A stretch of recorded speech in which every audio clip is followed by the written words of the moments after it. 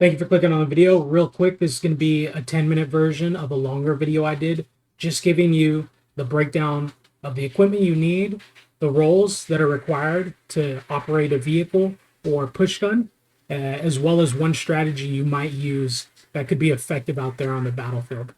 Thank you again for watching.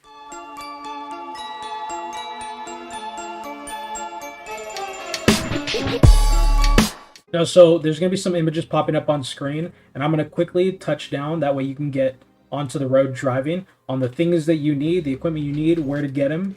And then I'm also going to be talking about the roles.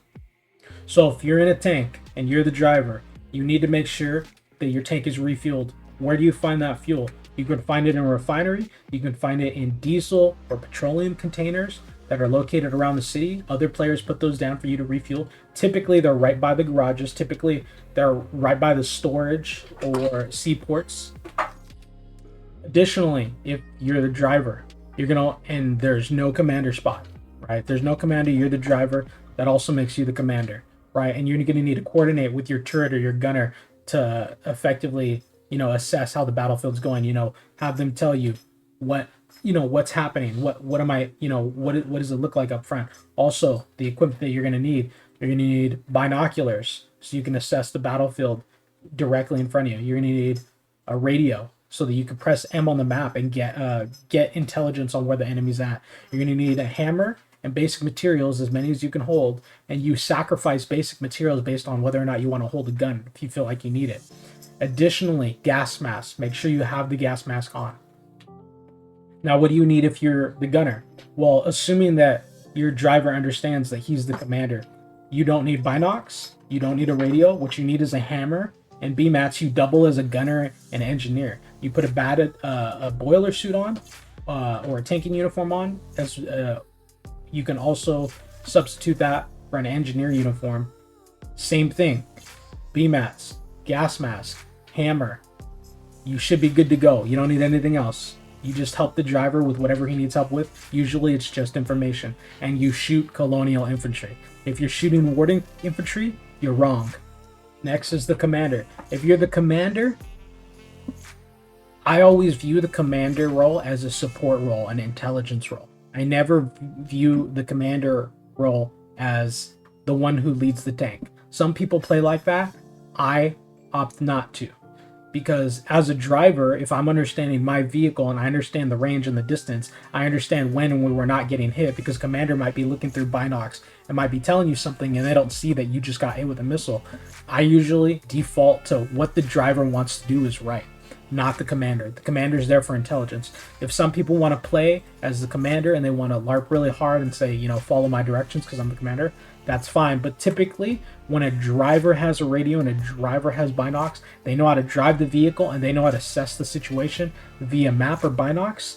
That tank's going to be more successful than a driver that doesn't know what he's doing and he's just following orders, period. Could go different. If you have very experienced driver and a very experienced commander, I can see how they could work together to make decisions in tandem versus just following one person. I would still opt to playing in a tank. If I was commander, I would only be playing as a support role. I wouldn't be leading the tank. I would say that the driver's responsibility to lead the tank. What do you need as a commander? You're a glorified engineer. That's what you are. If you're a commander and you don't have an engineer uniform on or a boiler suit uniform on to take control if something bad happens, I don't know what you're doing.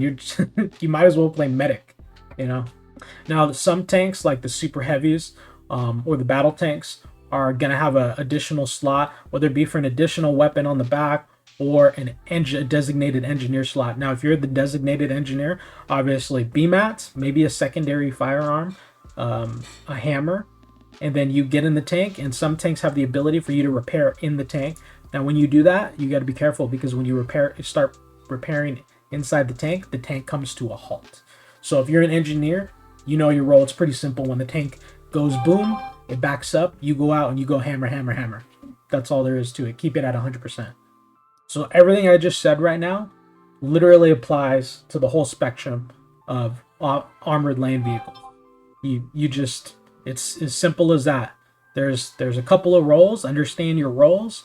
Understand your vehicle that you're driving. We just covered that in the first segment of the video. Right now, what we're going to do is I'm going to show you one method of how to play the game.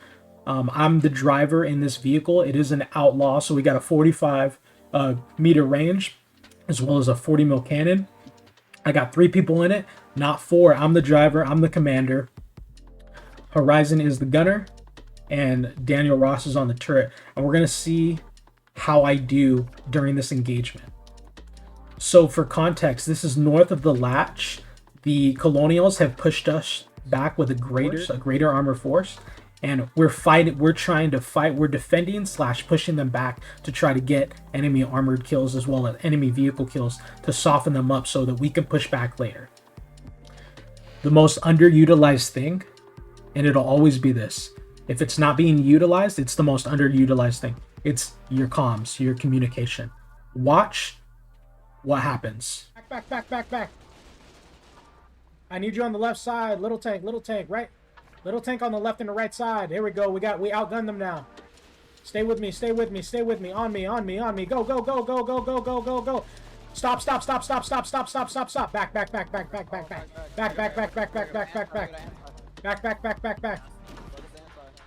Back. Back. Keep backing up.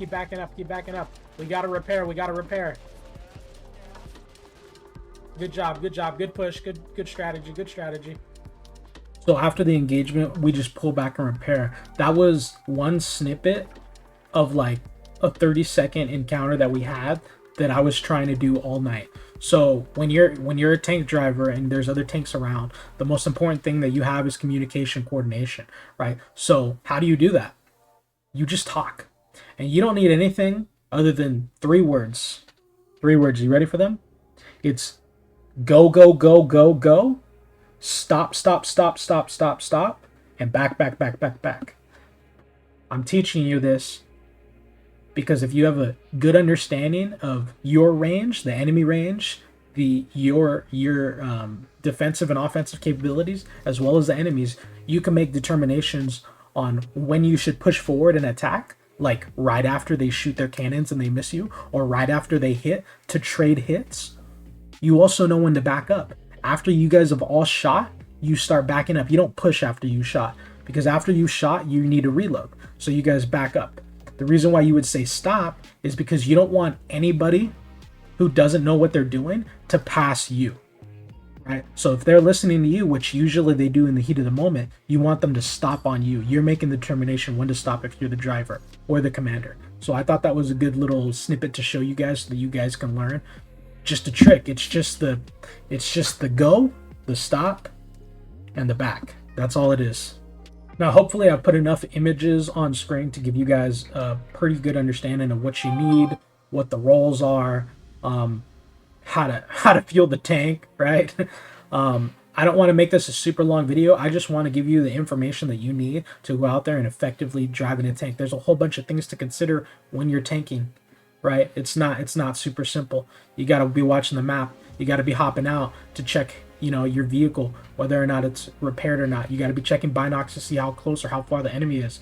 You got to be watching out for landmines, right? You got to make a determination whether there's enough enemy infantry to justify holding, or if it's a little bit of enemy infantry and you can push to attack whatever your objective is. You gotta consider if there's enough allied infantry to even push if you're just defending, right? There's all these things to consider.